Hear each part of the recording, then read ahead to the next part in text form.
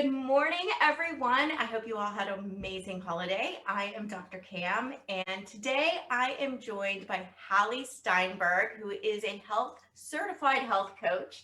She also has a background in special ed and biology. So she's pulled all of these things together to create and really talk about the 4 pillars of health. And as we were just talking, because like me, Hallie's has 2 teens. You have 2 teens. I have one, but you've got 2 teenagers. So we were really discussing, yeah, great. We know some of the foundations of health and what they need to do, but getting our kids on board with that and making choices without creating a lot of battles, that's the tricky part, right? So we're going to try to dig into that and see if we can come up with any solutions. But Hallie, welcome. Nice to see you. Nice to see you. Thank you for having me. I do teenagers, but I also have a 9-year-old who thinks she's a teenager. So yes, those are the best. Yeah, they get it. They add, especially if she's the youngest, then she sees a teenager. So yeah, they become teenagers much earlier and establish that independence. 100%. And so I love to work with children in particular because not only do I have the teaching background, but I'm a mom, so I can teach from experience. But everybody I work with, I want them to understand that I'm a mom that's learning as I go as well. I'm learning through experience, and every health journey, every life has their own journey. So everybody will have their ups and downs. Yes. As a coach, people think I am a perfect eater and I, do everything, make the best choices every time. And I have to tell everybody, I'm human. I will readily admit that. And I'm human. And just like that, I'm a human. I'm a mom who's learning as I go. My oldest is 15. So I learn as I go. But no matter what age of person that I work with, whether it's a child or a senior, could be any age, I focus, as you mentioned, on those 4 pillars of health, which is actually an acronym called LEAN. And LEAN stands for L, lifestyle, E, exercise, A, attitude, and N, nutrition. So health and wellness is not just about what you eat or the food choices you make, but it's about your lifestyle choices, how you drink, how you live your life, your habits, as well as how you move your body. I sometimes, especially with teens, if I call it exercise, Yeah. Or only want to exercise, depending on where you are. Yeah. Activity, moving your body, as well as attitude. And so much of what I work with is working on attitude and mindset, especially with teenagers, because with teenagers, you have the aspect of self-image, confidence, change. I have a butterfly on my shirt because, I look at, especially teenagers, they're in this cocoon and they're developing and they're going through all these stages. And what might be hard for an adult is so much harder for a teen because they're trying to find who they are. Mm-hmm. That is so true. And I think what you were saying too, making sure we go across all these pillars, because I think when we get very focused, and I know particularly with diet and exercise, we want to make sure it doesn't become about what they look like, because both boys and girls get very focused on, they start turning inward and looking and comparing. And I think this is where the body image starts really spiraling out of control and can get very warped. So I think that's where the biggest, line is how do we teach our kids to be healthy and make good choices when it comes to their health without pressuring them or making them feel bad about their bodies. Right. And also to add into all that, they're trying to find their own independence. They're trying to make their own decisions, yet they fight you, but they want you to make the decisions for them sometimes. And sometimes they don't want you to even talk to them. So every moment is a new moment. Yeah. So what I always say is work on the foundations. So if your child doesn't necessarily have the foundations of why fruits and vegetables are important, what does a fruit and vegetable do to your body? Why we want healthy fats. When I was growing up, we stayed away from all fats. It was fat-free, low fat, which is a no-no. Now we know we need those healthy fats, those omegas, those healthy fats, not the saturated necessarily or the trans fats, and just telling them about why fats are so important, what it does to our brain health and our body and our joints and our skin and all this wonderful stuff. So talking about that, but also talking about even sugar, just mentioning it, but in a way that you're educating and coming at it as a more of a, I'm going to give you some foundation, and you can make your choices. Because listen, my kids know what sugar does to your body, right? It makes you feel lousy. It makes you crave more. But guess what? My kids are teenagers. They're going to go to friends and they're going to go to parties and they're going to have tons of sugar because that's what Mhm. teenagers do. So I need them to know, at least they have, at least I know that they have the foundation. They're going to make their decisions. And you know what? Teenagers aren't going to necessarily make the decisions we want them to make, but they need to learn. Okay, so I was at a friend's and I ate sugar all night and I feel lousy the next day and I feel like I can't even wake up. Well, why did that happen? Oh, I ate too much sugar. Well, okay, all right. Maybe next time I won't. Well, maybe not. Maybe in 10 years I won't. But Yeah. have that foundation, but giving them the authority, the ability to make that independent decision. And the other thing I always say is, and a lot of this is when you're outside the house, but what they do inside the house is a little bit more in your control. So if you're Mhm. not buying some of the things, let's say for food that you don't want them to eat, if you don't want them to be eating artificial coloring or flavoring or some of these preservatives we have in food that aren't necessarily good, especially for teenage brains, don't buy it. A lot of teens have their own money. Okay, they can go buy their own Mhm. They own do. food, but you don't necessarily have to buy it. So I Yeah. think, but understanding, there is a boundary with teens. I still with my teens push the fruits and vegetables, and I always will. And they make fun of me. All right, mom, we need to do the vegetables, but guess what? They will eat them still. So Yeah. just having that foundation, letting them make the choices. Now, when you mentioned about self-esteem, we, especially in our society with social media, social comparison, it is rampant, not only Mhm. for kids, for adults as well. So really getting the sense of, why do we eat? We eat because we want to fuel our body to feel strong. So I have a funny story. When my kids were growing up, we ate, to fuel our body, to be strong. My kids are very active. They want to be athletic. That's their goal in our family, to live a healthy life. And somebody once told my daughter she was skinny, and she was so offended. She's like, "No, I'm strong. I'm not skinny." So Right. your perspective as a mom or dad or grandparent, how you view body image absolutely 100% affects your child. So if you're focusing on what foods will help you lose weight or what you need to restrict, your kids are picking up on that. So my I agree. philosophy, honestly, is about simple changes for a healthy life, how to live in moderation. It's not easy in our society because everything's supersized. You know, when I was a kid, you got a donut, once in a blue moon. Here, it's like a donut 3 times a day. Go to Yeah. school, sporting event. There's junk all the time. So Everywhere and so easy. They bring it to your door now, so it's super easy to they get it. get, even sporting events at halftime, they're eating cookies and Gatorade, and not always the best things for after or during a workout. But basically, what you want to do is moderate. So you don't want to tell your kids you can't have something.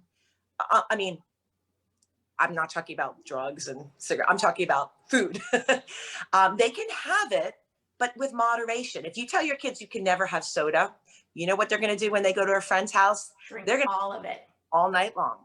So I limit it. I mean, I'm a certified health coach that occasionally allows my kids to have soda, and you fight your battles, but you have to be aware of moderation and how it affects their life further down the road. Are they going to be restrictive that they go crazy somewhere else? You have to kind of think about that. So Mhm. it's such a, you walk a tightrope as a parent. And there is no right decision. Some people don't necessarily agree with what I say, or, I let my kids occasionally, you know, have fun and be like everyone else. But that's the choices I've made in Yeah. every decisions. But restrictive mentality of the dieting yo-yo effects of, I have to eat something and then I can't eat something, or I have to restrict. They learn that often from friends or family. So being aware of that as well, and having them focus on moderation. Yeah, go have that candy, but maybe don't eat as much. Yeah. And I think also, when we restrict so much, it becomes far more desirable. We make it like this, something that they want more of it, right? They want more of it and they're going to find a way around it if they need to. So I think one of the biggest things too is they're watching what we do.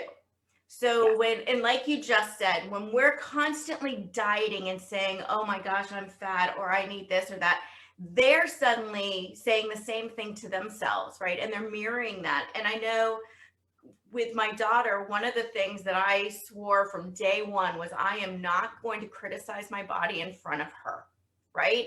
And that was a big, big jump for me because that's something that I think we all do quite a lot. But I was like, I am determined to have her feel confident about her body. And I know to do that, I need to show confidence in my own. And the eating part is very much focused on how do we make it taste good so they don't feel deprived. It's like, it's not saying, oh, you've got to have an apple instead of having this. It's like, oh my gosh, these apples are so amazing, and let's have it with some, this cheese is great, or whatever it is, where you're having something healthy and you're making it where they want to eat it. Right. And it's not a, oh, I'm gonna deprive myself and have an apple. I'm gonna have, oh my gosh, mom just bought these beautiful apples, let's go have some of those. I think you nailed it on the head because it's so much about mindset and so much about your attitude. So, for instance, yes, apples are delicious. Compared to maybe having a sweet tart, they're not going to be as sweet, but they're so much more fulfilling and they make your body feel good. Yeah. But getting your kids to understand that, that's the challenge. But once again, in your household, you can decide what you have in your house. Hmm. What out? Are you going to give them snack foods of Doritos, put it out there, or are you going to put chopped vegetables potentially, or even pretzels? A little bit healthier choice than maybe Doritos. So it's all about choices that we make, and I think it's really important also as a parent. I love what you said about your own body image as a parent. You might not feel something, but you kind of have to hide it sometimes with kids because you really want to portray a confident role model, and you want them not necessarily to make the mistakes that you've made per se. So for instance, if you really do look at yourself and always focus on the negative about your body, keep that internally to yourself. And then hopefully you can change your mindset eventually. Um, Exactly. from your kids because they internalize everything you say. Yeah. It's amazing. And then I always like to say also, and this is very important for adults as well as teenagers, is that it is a journey. You make choices. You don't always love your choices. Look, I'm on vacation right now. I have not made the best food choices. I don't feel so great about it. And I also don't feel so great because I'm eating much more than I normally eat. And I just, Hmm. right? But it's a choice I'm making and I'm going to be okay. Because guess what? Every day is a new day.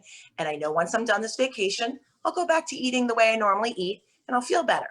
But I'm Yeah. making, and I don't need to feel bad about it. And once again, it's a journey. We have our ups and downs no matter where we are. And I like to say every day is a new day. You can start wherever you are. And that's the same with kids. It doesn't have to be this extreme thinking. It can be, every day is a new day. And sometimes I can make better choices.